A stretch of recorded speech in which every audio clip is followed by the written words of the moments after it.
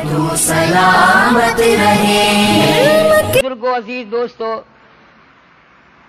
اللہ تعالیٰ جل شانہ کا کروڑا احسان اور شکر ہے کہ اس کی توفیق اور عنایت سے رمضان المبارک کے ہم نے روزے رکھے، تراویحاں پڑھی، قرآن پاک کی تلاوت کی، صدقہ زکوٰۃ خیرات کیا۔ اللہ تعالیٰ ہر عبادت کو اپنی مہربانی سے قبول فرمائے اور اس کو اجر عظیم کا ذریعہ بنائے۔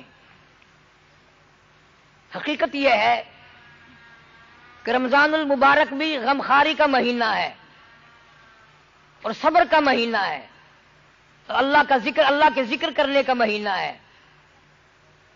ویسے بھی ایک آدمی کو مہینہ بھر عادت ڈالنے سے عادت پڑ جاتی ہے، لیکن اس کا یہ مطلب ہرگز نہیں کہ وہ عید کے بعد سب چیزوں کو چھوڑ بیٹھے۔ حدیث پاک میں آتا ہے کہ عمل اللہ کے یہاں وہ مقبول ہے جس میں دوام ہو، جس میں ہمیشگی پائی جاتی ہو۔ کسی نے حضرت مولانا محمد قاسم صاحب نانوتوی رحمۃ اللہ علیہ سے پوچھا کہ حضرت نماز پڑھ کے خالی چلے جاتے ہیں، معلوم نہیں قبول ہوئی کہ نہیں؟ تو بڑا اچھا جواب ارشاد فرمایا اگر ظہر کے بعد عصر کی نماز کی توفیق ہو گئی تو سمجھو ظہر کی اللہ نے قبول کی تو عصر کی توفیق دی۔ اگر عصر کے بعد مغرب کی نماز کی توفیق ہو گئی تو سمجھو کہ عصر کی نماز اللہ نے پہلے قبول کر کے پھر مغرب میں آنے کی توفیق دی۔ تو جن لوگوں نے رمضان المبارک میں بڑی دل جمی سے، شوق سے، ذوق سے نمازیں پڑھی، اب اگر نمازیں پڑھتے رہیں گے تو سمجھو کہ رمضان کے مہینے کی نمازیں قبول ہو گئی۔ اللہ تعالیٰ پہلے قبول فرماتے ہیں اور پھر اجر کی اور اس کے دوبارہ ادا کرنے کی توفیق عطا فرماتے ہیں۔ صحابہ کرام رضوان اللہ تعالی علیہم اجمعین چونکہ نبی صلی اللہ علیہ وسلم کے شاگرد تھے، حضور کی صحبت میسر تھی، آپ کو تو زندگی بھر میں حضور صلی اللہ علیہ وسلم کی خام میں بھی زیارت نہیں ہوئی، اور صحابہ کرام وہ خوش نصیب جماعت ہے جن کو ایک ایک دن میں کئی مرتبہ حضور صلی اللہ علیہ وسلم کی زیارت ہوتی تھی۔ اس جماعت کے بارے میں آپ کو کیا بتاؤں جنہوں نے 23 برس تک امام الانبیاء کے پیچھے کھڑے ہو کر نمازیں پڑھی، سارا قرآن کریم حضور صلی اللہ علیہ وسلم سے یاد کیا، مسائل پوچھتے تو حضور صلی اللہ علیہ وسلم سے، مرید بننے کے لیے آتے تو تیرا پیر چشتی ہوگا، میرا پیر نقشبندی ہوگا، کسی کا پیر قادری ہوگا، کسی کا پیر سہروردی ہوگا، صحابہ کرام کا پیر امام الانبیاء مدنی کریم صلی اللہ علیہ وسلم ہے۔ یہ اتنی بڑی خوش نصیب جماعت تھی جن کا انتخاب خداوند عالم نے خود فرمایا۔ اپنے نبی کے لیے جماعت بھی اللہ کا انتخاب ہے، خود پیدا کردہ خدا کے۔ اور علماء نے مسئلہ لکھا ہے کہ صحابہ کرام کا مقابلہ دنیا میں کوئی نہیں کر سکتا، اس لیے ساری دنیا کی عبادتیں، نمازیں، حج، زکوٰۃ، تلاوت اللہ کے نبی کے صحابی کا ایک سجدے کا مقابلہ نہیں کر سکتے۔ فرق ہے ان میں ہم میں بڑا زبردست۔ ان کا استاد دیکھو، ان کا پیر دیکھو، ان کا امام دیکھو، اگر وہ ملازمتوں میں تھے، کیپٹن تھے، میجر تھے، کرنل تھے، جنرل تھے، اس فوج کے کمانڈر ان چیف محمد عربی صلی اللہ علیہ وسلم کی فوج میں یہ لوگ شامل تھے، اور ان کو اتنا موت کا اشتیاق تھا کہ حضرت خالد بن ولید رضی اللہ تعالی عنہ نے 125 جنگ لڑے اور ایک جنگ میں بھی ہار نہ ہوئی۔ آخری وقت آیا، حضرت خالد بن ولید رو رہے تھے، کسی صحابی نے پوچھا کیا بات ہے، روئے کیوں؟ فرمایا ساری عمر جنگ کیے، جہاد کیے، اور آج بستر پہ موت آ رہی ہے۔ تو صحابی بڑا عقل مند تھا، کہنے لگا خالد یہ بتاؤ حضور صلی اللہ علیہ وسلم نے تمہیں لقب کیا دیا ہے؟ تو فرمایا میرا لقب حضور صلی اللہ علیہ وسلم نے سیف اللہ فرمایا۔ فرمایا تو اس کا یہ مطلب ہوا اگر تم شہید ہو جاؤ تو اللہ کی تلوار ٹوٹ جائے؟ تم شہید نہیں ہو سکتے، تم تو اللہ کی تلوار ہو۔ اللہ کے نبی نے جن کو اللہ کی تلوار بتایا، ان کے روزے اور ان کی نمازیں اور ان کی عبادتیں ساری دنیا سے اعلیٰ اور ساری دنیا سے عرفہ اور ساری دنیا کی تمام نیکیوں کی جڑ ہے صحابہ کرام۔ اس لیے کبھی بھول کے بھی یہ خیال نہ کرنا کہ ہم ان لوگوں کا مقابلہ کر سکتے ہیں۔ یوں فرمایا مدنی کریم صلی اللہ علیہ وسلم نے تم احد پہاڑ سونا خرچ کرو اللہ کی راہ میں، میرے صحابی کی 2 کھجوروں کا مقابلہ نہیں ہو سکتا۔ ان کا ذوق اور تھا، ان کا شوق اور تھا، ان کی تمنائیں اور تھی، ان کی حسرتیں اور تھیں، آخری دم تک ان کی حسرتیں کچھ اور ہی تھیں جو ہمارے قریب سے نہیں گزرتی۔ نبی کریم صلی اللہ علیہ وسلم عید کی نماز، عید کے لیے تشریف لے جا رہے ہیں، بچوں کو کھیلتے دیکھا اور ایک بچہ علیحدہ کھڑا ہو کے رو رہا ہے۔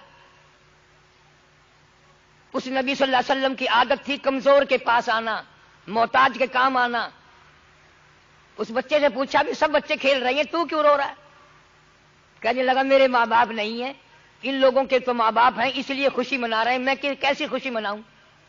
جناب مدنی کریم صلی اللہ تعالی علیہ وسلم نے اس بچے کو ساتھ لیا، گھر لے گئے، نہلایا دلایا، کپڑے پہنائے، واپسی میں تشریف لائے۔ اس بچے نے حضور کریم صلی اللہ علیہ وسلم کی انگلی پکڑی ہوئی ہے۔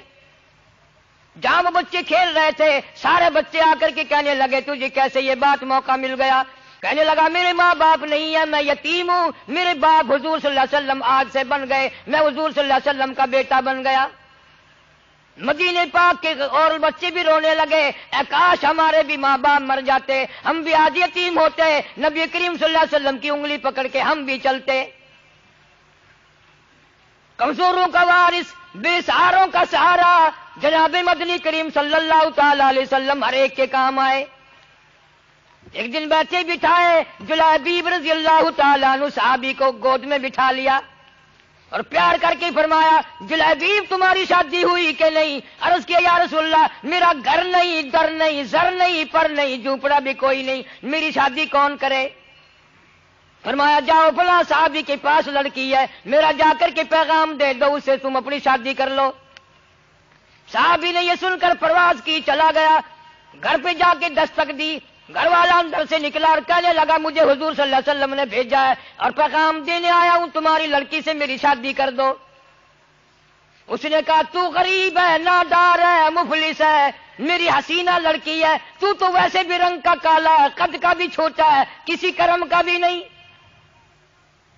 اس کا باپ کا جواب سن کر کے لڑکی بول اٹھی اور کہنے لگی تو اس کے حسن کو نہ دیکھ، تو اس کی غریبی کو نہ دیکھ، تو اس کی ناداری اور مفلسی کو نہ دیکھ، تو اس کے بھیجنے والے کو دیکھ۔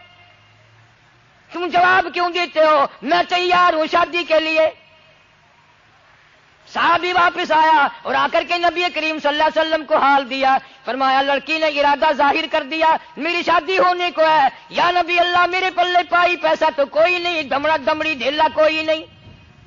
فرمایا جا عثمان غنی سے 300 درہم قرض لے لے، تیرا قرض میں محمد رسول اللہ ادا کروں گا۔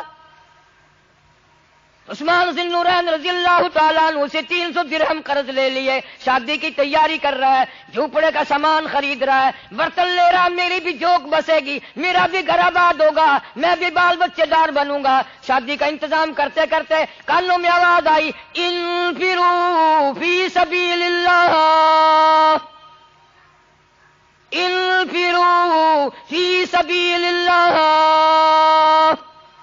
تؤمنون باللہ ورسولہ وتجاہدون فی سبیل اللہ باموالکم وانفسکم ذالکم خیر لکم ان کنتم تعلمون۔ صحابی نے قرآن سنا، دکانداروں کے پاس گیا، برتن واپس لے لو، زیورات واپس لے لو، کپڑا اپنا واپس لے لو، مجھے اللہ نے بلایا ہے۔ اسلام نے کفر نے اسلام کو للکارا ہے، میں کلمہ بلند کرنے کے لیے، قرآن کا جھنڈا اونچا کرنے کے لیے میں شادی نہیں کرنا چاہتا۔ یہ بھی نہ سوچا حضور صلی اللہ علیہ وسلم سے جا کے پوچھ لوں، بڑی مشکل سے شادی کا پروگرام بنا ہے، آپ ہی نے بنایا ہے، اب میرے لیے کیا حکم ہے، جہاد میں جاؤں یا میں اپنی شادی کا انتظام مکمل کر کے شادی کروں؟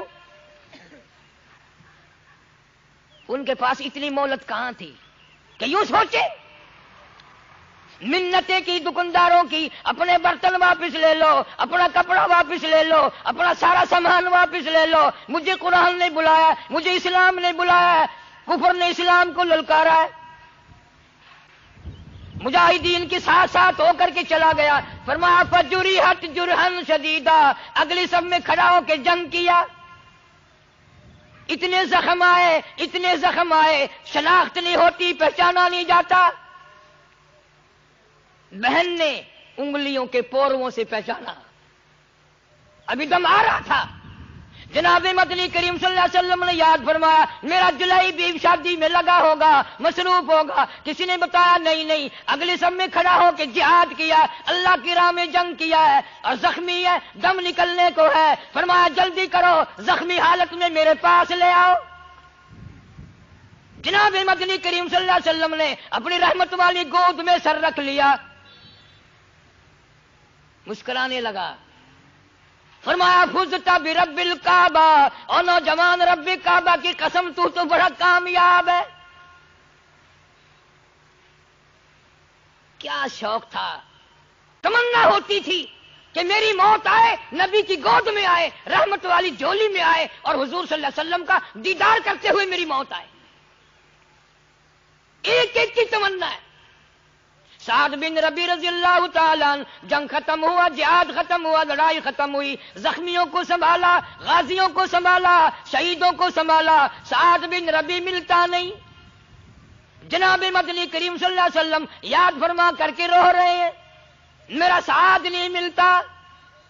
کسی کو بیٹی یاد کر کے روے گی، کسی کو بہن یاد کر کے روے گی، کسی کی امی جان روے گی، کسی کی گھر والی روے گی. سعد بن ربی، دو جان مقدر تیرے مقدروں پہ قربان کر دوں، تجھے نبی کریم صلی اللہ علیہ وسلم یاد فرما رہے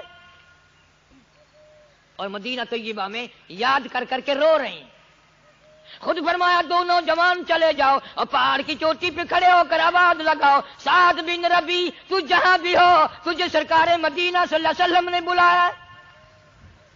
دو جوانوں نے آوازیں لگائی. ایک غار میں سے دھیمی دھیمی دھیری دھیری آواز آئی، میں چل نہیں سکتا، تم میرے پاس آ جاؤ. صحابہ پہنچے. محدثین نے لکھا ہے 80 کے قریب زخم ہے، 80 کے قریب زخم ہے. اور کہنے لگا مجھے اٹھا کے لے چلو. اور اللہ والے اٹھائیں کیسے، انگلی رکھنے کی گنجائش نہیں ہے، سارا بدن کٹا ہوا ہے، تجھے اٹھائیں کیسے. انہوں نے کہا اتنی ہمت کرو، تم کوشش کرو، اللہ پاک سبب بنائے گا. میری تمنا ہے. کسی صحابی نے کہا اب آخری وقت میں کیا بیوی کو دیکھنا ہے؟ انہوں نے کہا نہیں. بچوں کو دیکھنا ہے؟ انہوں نے کہا نہیں. پھر کیا دیکھنے کا شوق ہے؟ انہوں نے کہا میری عمر بھر کی تمنا ہے، میری حسرت ہے، میرا آخری وقت جو آئے وہ حضور صلی اللہ علیہ وسلم کی زیارت کرتے ہوئے آئے، حضور صلی اللہ علیہ وسلم کا دیدار کرتا جاؤں. اللہ پاک مجھ سے پوچھے گا دنیا سے کیا لایا، عرض کروں گا تیرے محبوب صلی اللہ علیہ وسلم کا دیدار لایا ہوں. حضور صلی اللہ علیہ وسلم مدینے سے باہر چلے. کسی نے پوچھا یا رسول اللہ کدھر؟ فرمایا سعد بن ربی مل گئے ہیں، زیارت کا متمنی ہے، دیدار کا بھوکا ہے. کچھ میں چلوں گا، کچھ وہ چلے گا، درمیان میں ملاقات ہو ہی جائے گی. سعد بن ربی کو اٹھا کے لا رہے ہیں، بے ہوش ہے، خون ٹپک رہا ہے، لہو ٹپک رہا ہے، ساری جان زخمی ہے. رحمت دو عالم صلی اللہ علیہ وسلم نے زخمی سر اپنی گود میں رکھ لیا اور پوچھا سعد بن ربی تیرا کیا حال ہے؟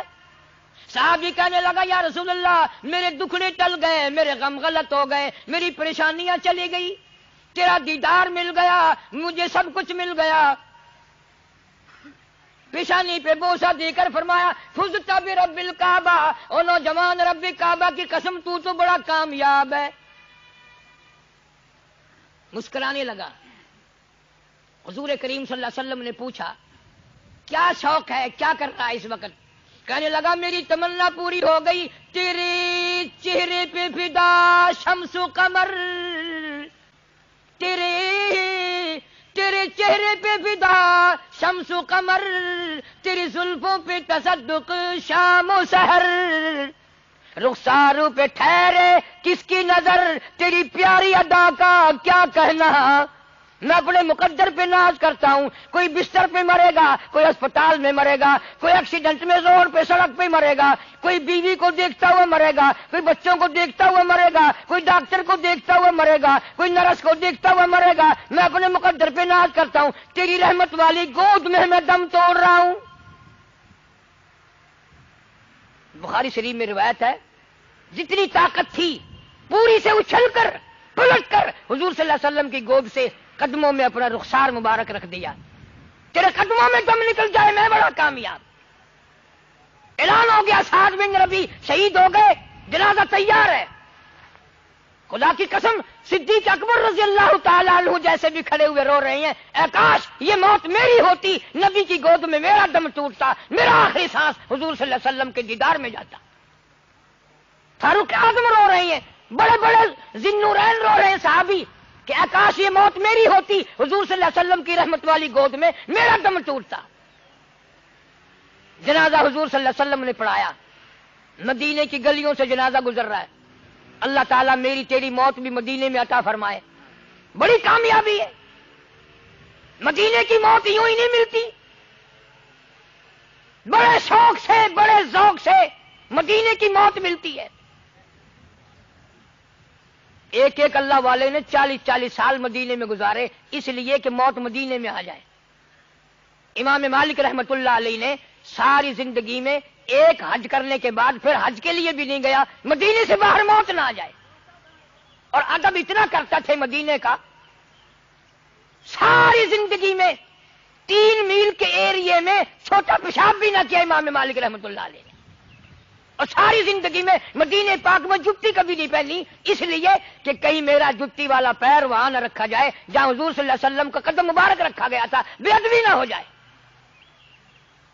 ایسے ایسے اللہ والے لوگ آئیں گے, عاشق لوگ جو ہوتے ہیں وہ ان ساری چیزوں کا خیال کرتے ہیں, اور وہ توحید کا سب سے پہلے خیال کرتے ہیں. توحید کے بغیر تو کچھ بھی نہیں. سارے دین کی مدارت اللہ کی توحید پہ ہے. شرک بھی کرتا رہا, عبادت بھی کرتا رہا, پھر کیا ہوا؟ کچھ بھی نہیں. مدینے کی گلیوں سے جنازہ گزر رہا ہے.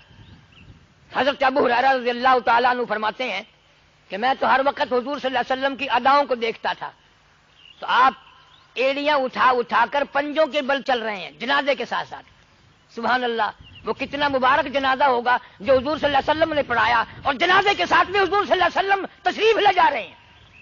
ابو ہریرہ نے عرض کیا یا رسول اللہ, کانٹے نہیں, روڑا نہیں, پتھر نہیں, آپ یوں تنگی سے چل رہے ہیں, کیا بات ہے؟ فرمایا انی ارا ما لا ترا. ابو ہریرہ جو میں دیکھوں تم نہیں دیکھ سکتے.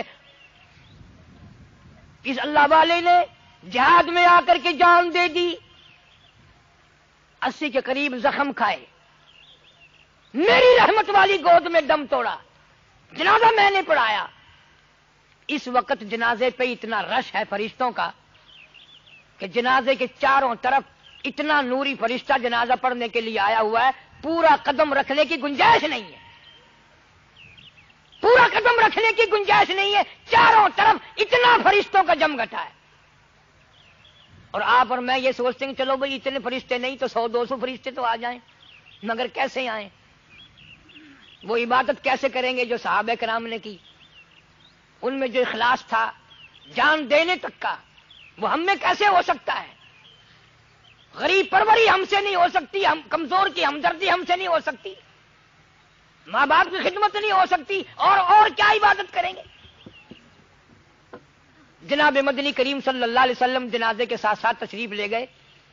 جنت البقیع میں جنازہ پہنچا, یوں فرمایا میت کو قبر میں رکھ کر تم چلے آؤ, قبلہ رخ میں اپنے ہاتھوں سے موڑوں گا. سبحان اللہ, اس کی قبر میں حضور صلی اللہ علیہ وسلم تشریف لائے اور قبلہ رخ اپنے ہاتھوں سے موڑا. جب قبر سے باہر تشریف لائے تو مسکراتے ہوئے کسی صحابی نے پوچھ لیا یا رسول اللہ, آپ تو فرماتے ہیں قبر بڑی وحشتناک جگہ ہے, بڑی خوفناک جگہ ہے, اور آپ ہنستے ہوئے تشریف لائے. فرمایا میں کیا کروں, سعد بن ربیع جس وقت قبر میں رکھا اور میں نے قبلہ رخ منہ موڑا تو وہ خود ہنس رہا تھا. یا رسول اللہ قبر میں ہنس رہا تھا؟ فرمایا ہاں, جنت کے حور و غلمان نے کھڑکی کھولی اور تمام کے تمام نے اس کو مبارکباد دی. جنت کی ہوائیں اور خوشبوئیں اور حور و غلمان کا جمگٹا دیکھ کر وہ ہنسنے لگا, میں سعد کو دیکھ کے ہنسنے لگا, وہ ان کو دیکھ کے ہنسنے لگا. تو دوستوں اور بزرگوں, گزشتہ عید میں کتنے بھائی ہمارے ساتھ عید کی نماز میں شامل تھے, خوشیوں میں شامل تھے, کتنی بہنیں بیٹیاں شامل تھی, لیکن مختلف بہانوں سے بوسینیا میں, ہندوستان میں, کشمیر میں ہزاروں نہیں, لاکھوں نہیں, کروڑوں آدمی دنیا سے چلا گیا. آج وہ قبروں میں آہیں بھر رہے ہیں, میری تیری دعاؤں کے منتظر ہیں کہ لوگ روزہ رکھ کر ہماری بخشش مغفرت کے لیے بھی دعا کریں، اپنے لیے بھی دعا کریں۔ جناب مدنی کریم صلی اللہ تعالی علیہ وسلم نے فرمایا، او لوگو آخرت کی تیاری کرو، موت آنے والی ہے، ٹلنے والی نہیں۔ ارشاد فرمایا جناب مدنی کریم صلی اللہ علیہ وسلم نے، او لوگو میری امت پہ ایک وقت ایسا آئے گا، لوگ اتنے بگڑیں گے، معاشرہ اتنا برباد ہوگا، ماحول اتنا غلط ہوگا، کلمہ پڑھتے ہوئے موت نہیں آئے گی، قرآن پاک کی تلاوت کرتے ہوئے موت نہیں آئے گی، درود پاک پڑھتے ہوئے موت نہیں آئے گی، ادھر موت کا جھٹکا لگے گا، ادھر منہ میں کنجری کا گانا ہوگا۔ جناب مدنی کریم صلی اللہ تعالی علیہ وسلم نے فرمایا ایسا خطرناک وقت آئے گا، صبح کو آدمی اچھا بھلا مومن مسلمان ہوگا، شام کو موت آئی تو جنازہ کافر کا اٹھ رہا ہوگا۔ جناب مدنی کریم صلی اللہ علیہ وسلم نے ارشاد فرمایا وقت ایسا آئے گا، ہر کمرے سے، ہر بلڈنگ سے، ہر کوٹھی سے، ہر بنگلے سے، چاروں طرف سے کنجری کی آواز آنے لگے گی۔ اس لیے قرآن کریم للکارتا ہے، کہتا ہے وَكَمْ أَهْلَكْنَا قَبْلَهُمْ مِنَ الْقُرُونِ وَكَمْ أَهْلَكْنَا قَبْلَهُمْ مِنَ الْقُرُونِ۔ لوگوں زیادہ حرکت نہ کرو، زیادہ کرنا دکھاؤ۔ میں اپنی بے نیازیوں پہ اگر آ گیا پھر خاندان کی بات نہیں، قبیلوں کی بات نہیں، میں تو ملکوں کے نام و نشان مٹا دیا کرتا ہوں۔ فَأَخَذَتْكُمُ الصَّاعِقَةُ وَأَنْتُمْ تَنْظُرُونَ۔ جبریل امین نے چیخ ماری، قوم کے جگر پھٹ گئے۔ فرمایا پہلے یہی فکر کرو کہ نہ جانے کس حال میں موت آئے گی۔ کئی اللہ والے ایسے ہیں کہ نماز میں سجدہ کرتے ہوئے موت آ جاتی ہے۔ میرے علم میں ہیں کئی بزرگ جن کی قرآن پڑھتے پڑھتے موت آ گئی، دوسری پڑھتے ہوئے موت آ جاتی ہے، وضو کرتے ہوئے موت آ جاتی ہے، اللہ کے دربار میں سجدہ کرتے ہوئے موت آ جاتی ہے۔ تو ہم اپنے آخری وقت کو، عید ہو، شبرات ہو، کوئی بھی خوشی کا موقع ہو، موت بلانے والی چیز نہیں ہے، وہ آئے گی اور آ کے رہے گی۔ اب فکر یہ کرنا ہے کہ نہ جانے کس حال میں آئے گی۔ قرآن کہتا کلا اذا بلغت التراقی وقیل من راق وظن انه الفراق والتفت الساق بالساق الى ربك يومئذ المساق۔ قرآن کہتا 360 رگیں ٹوٹیں گی، اعضاء چھوٹیں گے، آنکھیں پھٹ جائیں گی، زبان کلمہ نہ پڑھ سکے گی۔ اس لیے یوں نہ کرنا کبھی رمضان گزر گیا نماز چھوڑ دے، نہ نہ نہ، پھر تو بے نماز ہو کے مرے گا، عورتیں بھی بے نماز ہو کے مریں گی۔ کسی نے رمضان میں شوق سے 1 قرآن ختم کیا، کسی نے 2 کیے، کسی نے 15 سپارے کیے۔ یہ پکا وتیرہ بنا لو، قرآن کریم کی ہر روز زیارت کرو، چاہے آدھا پارہ پڑھو، چاہے 1 سورت تلاوت کرو، بس دعا کرو اللہ تعالی ہم سب کو قرآن پڑھتے، نیک عمل کرتے موت عطا فرمائے۔